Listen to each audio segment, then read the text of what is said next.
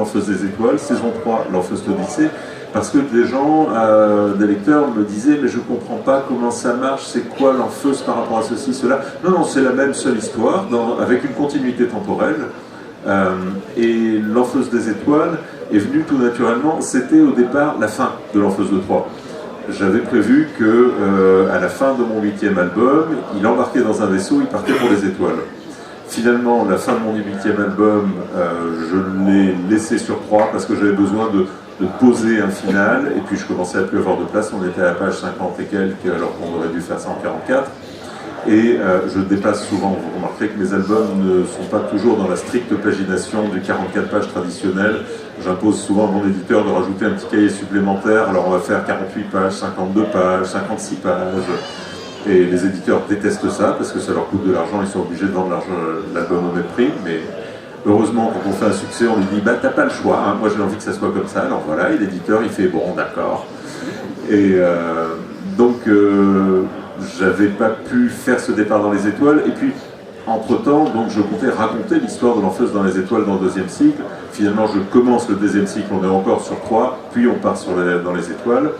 Et l'Enfeuse d'Odyssée, le 3e cycle, la 3e série, 3e saison, c'est un peu la synthèse des deux premières. C'est-à-dire qu'on se retrouve sur 3, mais on retrouve des éléments de l'Enfeuse des étoiles, puisque dans l'Enfeuse des Étoiles, on entend parler d'une grande guerre qui a déplacé des populations de monde en monde, de planète en planète, et le monde de Troie, qui était vierge de toute intervention extérieure, ce qui lui donnait son côté purement fantasy, sans technologie, se retrouve quand même pollué, entre guillemets, par des éléments technologiques et des gens venus de l'extérieur.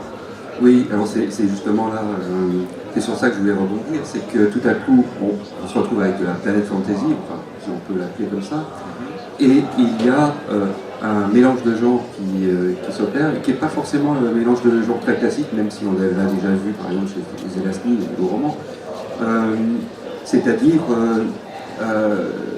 l'irruption de la science-fiction dans la magie, et même totalement justifiée par l'argument. Est-ce que ça a été difficile, ça? Ah non, pas du tout, parce que dès le départ, je savais où j'étais, je connaissais mon monde, et pour moi, on était sur une planète, dont j'avais d'ailleurs dessiné la carte tout de suite.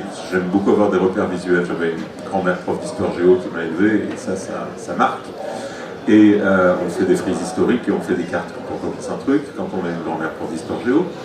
Et donc je connaissais ce monde-là. Pour moi, le fonctionnement de la magie, c'était pas de la magie. J'étais plus dans déjà d'entrer dans des pouvoirs parapsychiques, tu vois, dans cette logique-là. Et pour moi, le passage à ce que tu appelles la science-fiction, c'est juste un zoom arrière. Là, on était sur cette planète, hop, zoom arrière, maintenant, regardons l'ensemble de l'univers, comment il fonctionne. Et d'un coup, ça n'est plus de la magie, ce sont des pouvoirs surnaturels, mais pseudo-explicables scientifiquement. Et il faut vraiment prendre la science et beaucoup l'élargir, mais ça peut rentrer dans du vaguement cohérent. Et là, on passe à la SF pour moi d'une façon naturelle. Mais j'aime beaucoup le mot planète fantasy de toute façon. J'aime beaucoup définir mon travail comme de la planète fantasy. Alors, justement, ça tombe bien, l'aspect magique. En fait, il y a quelque chose qui est assez surprenant dans tout le cycle de Troie, c'est le fait qu'il y ait une sorte de rationalisation de la magie, c'est-à-dire un mode de fonctionnement.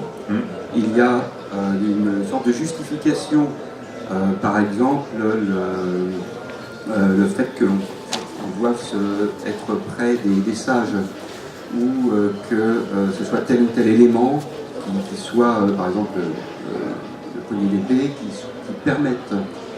Il y a en fait un mode de fonctionnement, une mécanique interne. C'est très important pour moi parce que je ne voulais pas... Alors d'abord, quand j'ai commencé à écrire l'Enfeust, je n'avais pas du tout une grande culture de la fantasy. Je connaissais quelques auteurs américains qui avaient écrit justement plutôt du Planet Fantasy, comme Jack Vance, mais je n'avais jamais lu Moorcock, Elric, je suis désolé, ça me tombait des mains, Le Seigneur des Anneaux, je ne l'avais jamais lu. Je n'avais pas toute cette culture de fantasy classique, les elfes, les gobelins, je ne savais pas du tout ce que c'était. Donc j'ai inventé ma fantasy, et il me semblait important qu'il y ait des règles du jeu. Je ne voulais pas de magicien surpuissant qui balance des boules de feu. C'est pour ça que dans mes toutes premières séries, j'avais fait 2 séries de fantasy avant qui s'appelaient Les Maîtres Cartographes et Les Feux d'Askel, dans lesquelles il n'y avait pas de magie du tout. Parce que pour moi, cette image du magicien surpuissant, c'était inintéressant. Et le jour où j'ai eu l'idée pour le monde de 3 de faire que chacun ait un pouvoir magique et un seul, et de donner des règles du jeu, là je me suis dit, ouais, cette fois on va aborder la magie parce que ça devient intéressant. Mais dès qu'il est question de magie, il faut des règles strictes, il faut des limitations, parce que si tu n'as pas de limitation, le personnage prend un pouvoir énorme, et à partir du moment où il peut tout résoudre d'un claquement de doigts, il n'y a plus d'histoire. On ne peut pas faire Superman s'il n'y a pas la kryptonite. On peut pas, il faut à chaque fois qu'il y ait l'antagoniste, qu'il y ait le moyen de dégoupiller une situation pour que le personnage soit en danger. Alors l'Enfeust, en théorie, peut obtenir le pouvoir absolu, mais je me débrouille pour qu'il l'ait quasiment jamais, puisqu'il faut qu'il soit en contact avec ce pommeau d'épée, morceau d'ivoire de Magohamoth, ou en contact avec le Magohamoth.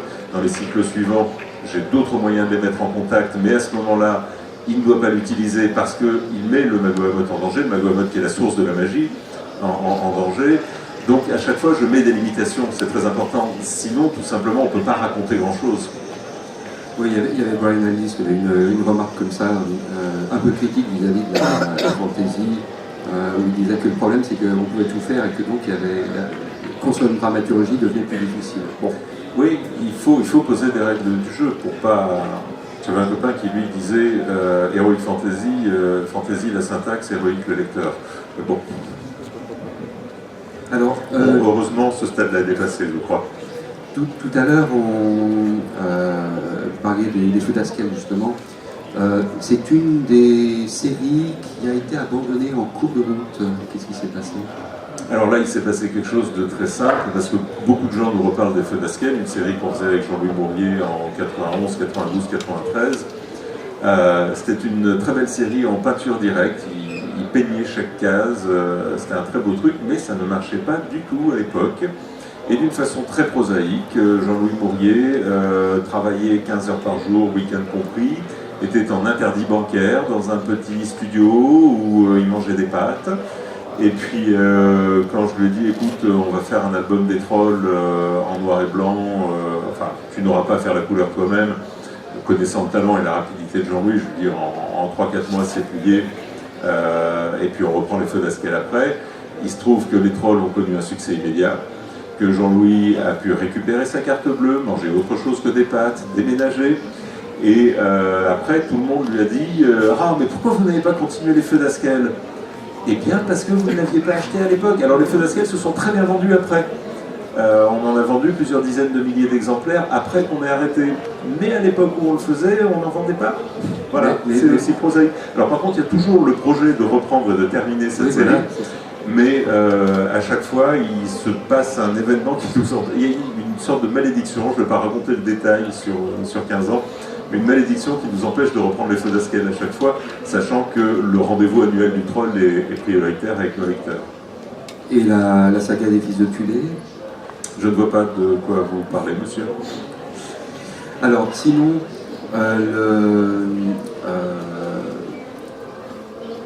il y a un point également qui m'a toujours amusé, c'est on parlait de cartes tout à l'heure, c'est le fait que le monde a été complètement conçu dès le départ et que tu as en fait une carte gigantesque dans le bureau. Oui, j'ai ma carte du monde de 3 sur laquelle il y a énormément d'éléments, de localités. D'ailleurs, certains des lecteurs ont pu la voir parce qu'elle a été éditée, elle a été offerte, elle est disponible. Et cette carte contient pour moi des tas d'histoires à venir déjà. C'est-à-dire qu'en regardant la carte, je visualise des tas d'histoires possibles, parce que la géographie en elle-même peut induire des histoires, peut induire un conflit entre tel endroit et tel endroit. Et à travers la carte, quand je cherche une intrigue, très souvent, je me plonge dans la carte, je la regarde, et c'est une manière pour moi de rentrer dans le monde de 3, de m'y immerger, de me projeter. J'ai même d'ailleurs commencé à voir avec un copain pour la numériser, essayer de faire un Google Street, avoir une appli pour avoir un Google Street de ma carte et pouvoir placer mon petit bonhomme et y rentrer dans certains lieux. Et c'est vraiment une aide à la concentration pour entrer complètement dans le monde. Parce qu'à partir du moment où il y a une carte, un lieu existe. Il faut le savoir.